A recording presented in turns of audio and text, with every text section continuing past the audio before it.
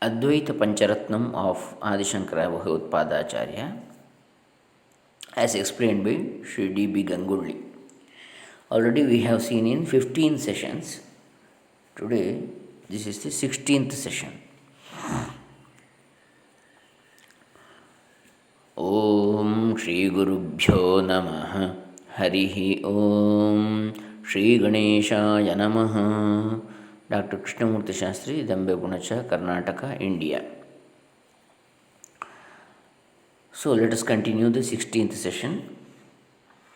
Just like a reflection in a mirror, the world is appearing in the non dual Atman.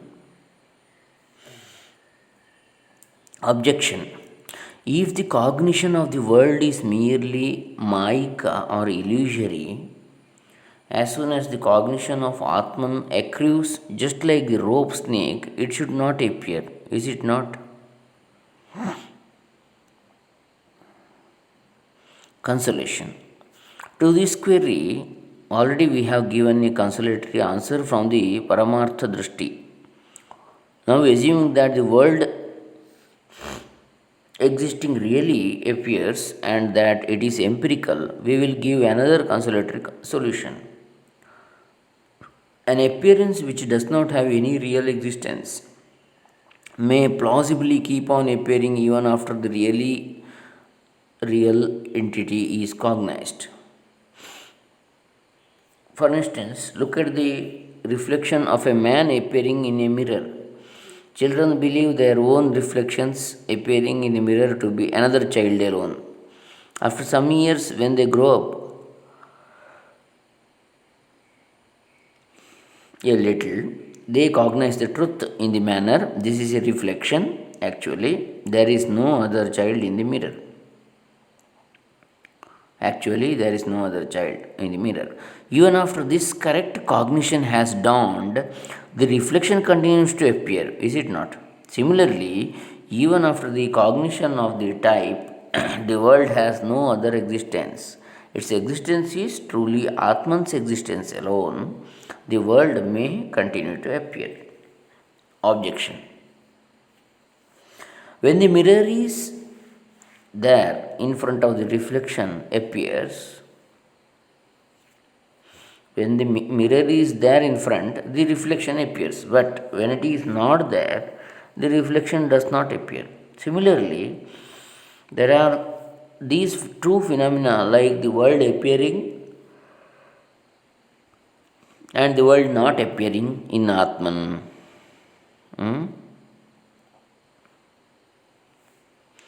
Consolation. Yes, there are these two aspects.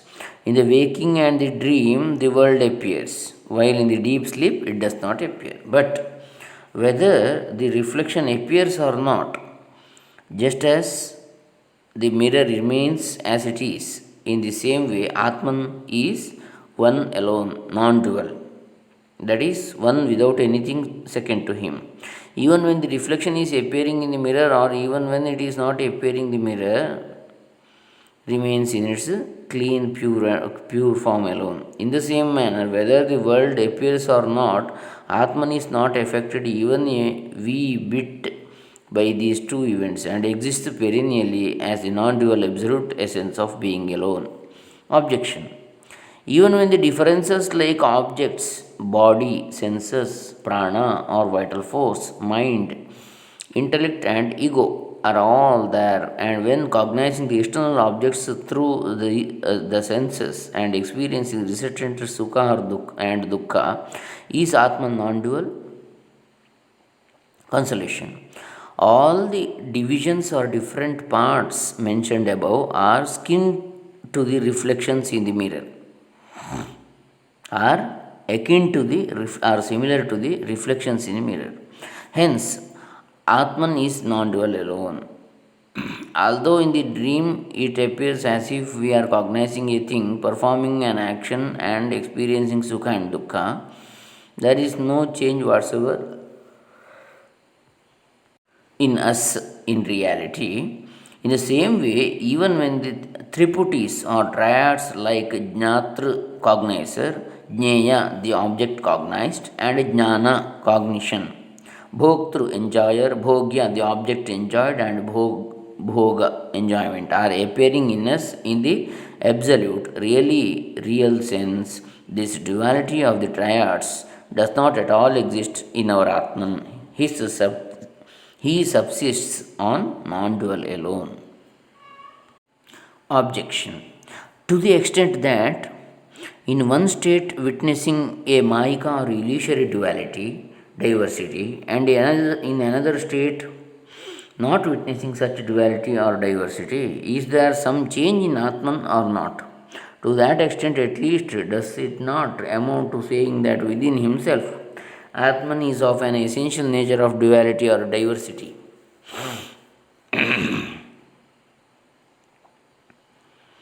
Consolation. No, even the statements that Atman has three states of consciousness is made from the Vyavaharika Drishti alone, empirical view. From the absolute intuitive experience viewpoint, apart from the Atman of the essential nature of witnessing pure being consciousness, Sakshi Chaitanya, there does not exist any state whatsoever independently by itself. Even these avasthas as phenomena in the absolute sense are Atman alone. Objection. In the illustration which you have mentioned, the mirror exists apart from us and in it our reflection is projected. For Atman, without anything second to him, in which thing should his reflection appear or be projected? Consolation. The mirror of the illustrated is not any other thing. Atman alone is here the mirror. In Atman alone, the reflection of the world is projected or appearing. Objection. In that case, because Atman is Nitya or eternal, the Prapancha Bhranti or delusion of the world of the duality also becomes Nitya, is it not? Or in the alternative, because it is always existing, why can it not be said that it is not Bhranti at all? Consolation. Not so. The statement that in Atman the world Maya always appears is also made from the Vyavaharika Drishti, empirical view, which exists in the waking state only. If you observe intuitively from the absolute viewpoint, transcending the three states of consciousness, then there does not at all exist a reflection of any world whatsoever apart from this. In the illustration of the mirror, the real entities like the face, the head, etc., corresponding to the reflection, exist invariably externally to the mirror. But here, for the reflection of the phenomenon called the world, a corresponding real bimba or object does not exist at all. Just as the reflection which is not existing really is appearing in a mirror, in Atman the world is merely appearing. Although children reckon the reflection appearing in the mirror, elders determine it to be a mere appearance alone. In the same way, this world of diversity which is appearing to be real to the ignorant people, though it appears to the jnanis, they determine it to be an appearance alone, without any content or substance. It is our opinion that in so many aspects alone, there is comparison between the reflection of the world. So, not in full comparison. That is called Bhagatyaga Lakshana or Jahad Ajahad Lakshana. And that, in part, which are the similar characters, we are comparing, not in full. It cannot be compared in all aspects. So, therefore, I am Shiva.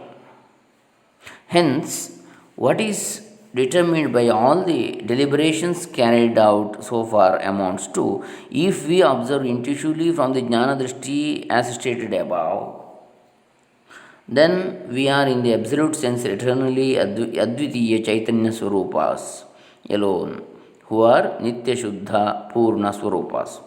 In this, our Swarupa, though from the Vyavaharika Drishti, the Jivatva, soulhood, and Jagat, the world of diversity appear, they are not Paramartha or absolute ultimate reality. Objection. Only that person who has intuitively cognized that he is himself of such an essential nature of non dual being consciousness should instruct or expound to others this Advaita Tattva or non dual reality of Atman, is it not?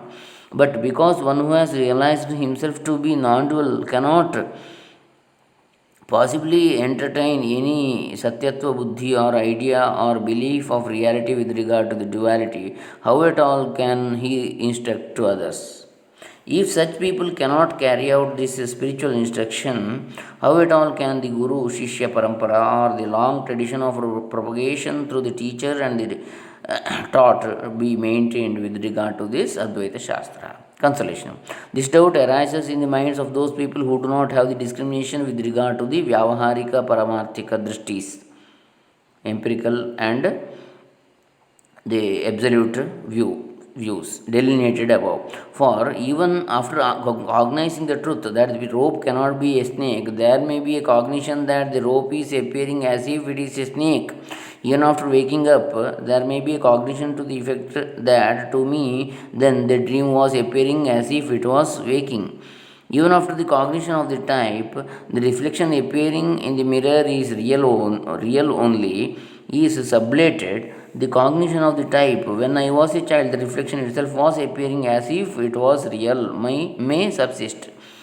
In the same manner, even after the Advaita Jnana is attained, the cognition of the type to the common run of man, the world appears as if it is real, may subsist. Just as in the illustration, one who has cognized his respective Vastu Swarupa in the manner, this is a rope, not a snake. Although the dream appears just like the waking, it is without any content or substance. What appears in the mirror is merely reflection and not a real object. Can instruct others about those truths. In the same manner, here too, that one who knows intuitively the ultimate reality of Atman may instruct the ignorant common run of people in the manner you are Satyajnana Ananda Surupa, neither Jivatva nor Jagat does exist in you. All this is mentioned from the Vyavaharika Drishti alone. In fact, from the Vyavaharika Drishti, the distinctions of Shastra, Shishya, Guru will invariably be there. The Guru Shishya Bhava or concepts of preceptor and pupil are preceptor and the disciple or pupil are real from that Vyavaharika Drishti alone, but not from the Paramarthika Drishti. If we observe intuitively from the later Drishti, Paramarthika Drishti, because neither the Jivatva nor the Jagat can exist, the distinctions of the type Shastra, Guru, Shishya also invariably do not exist at all, just as if we say a hare's horns. It is tantamount to our uttering a few words of misconception devoid of any substance whatsoever. In the same manner, from the Paramarthika Drishti, the distinctions of Guru, Shishya, etc. are mere misconceptions alone. In the ultimate analysis or in the absolute sense, Advitiya Atman alone is the absolute reality. Objection.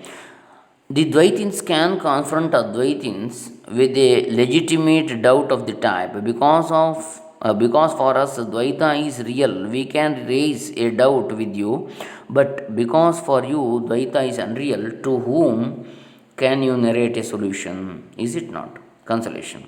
Let them raise such a doubt. From this, the Advaitin does not face any hurdle or harm to this spiritual teaching. In fact, it amounts to these illogical minded opponents or doubting Thomases accepting the Vedantic tenet that from the Dvaita Drishti, the objections, the consolations, etc. are real, but from the Advaita Drishti, they are all unreal. It becomes quite evident now that after accepting Advaita, no one can ever raise any doubt whatsoever. Therefore, the Jijnasu or one who is desirous of Atmajnana, who is bent upon intuiting the Tattva or the ultimate reality, can very well decide or determine without any shadow of a doubt that I am Shiva alone, who is Satyajnananda Swarupa. So, this is the topic today we have discussed. In the next session, we will see benefit accruing from Vedanta Jnana. That is the last shloka of Advaita Pancharatnam. Among 5 slokas, this is the 5th shloka. Naham Jataha. We will see in the next session. Hare Rama. Om Tat Sat. Shri Shankararpitamastu.